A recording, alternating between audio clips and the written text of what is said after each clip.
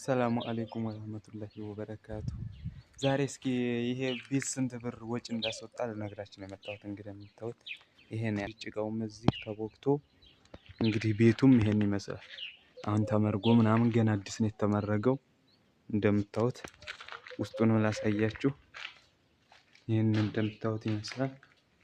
በጣም እንግዲህ ስንት ብር ለዚህ ስንት ብር ወጪ እንደተወጣ ልንገራችሁ።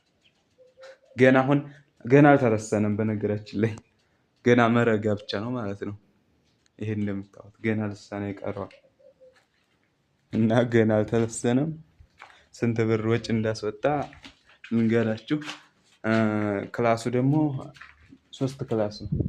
ይሄ እዚህ አንድ፣ ይሄ እዚህ ውስጥ አንድ፣ ይሄ አንድ እንላለን። እሺ ደግሞ ሌላ ላሳያችሁ። ይሄ እዚህ ጋር እንትን የተቀመጠበት ውሃ እንትን የተቀመጠበት ውሃ ታንከር ማለት ነው። ይሄ እንደምታዩት ደግሞ እዚህ ሳሎን፣ ይሄ ሳሎን ማለት እንግዲህ ይሄ ስንት ብር ወጪ እንዳስወጣ ብነግራችሁ አታምኑኝም። 3 ክላስ ቤት ነው። አማራ ክንፍ ነው። ስንት ብር ወጪ እንዳስወጣ ልንገራችሁ። ወላሂ ለመረጋ ብቻ ከታች ለማሳሰር ይሄንን ከታች እንደዚህ ለማሳሰር ማለት ነው ወደ 300 ሺህ ብር ሊገባ ነው። በቃ ምንም እንትን አላለም። ወደ 300 ሺህ ብር ሊገባ ነው አልኳችሁ።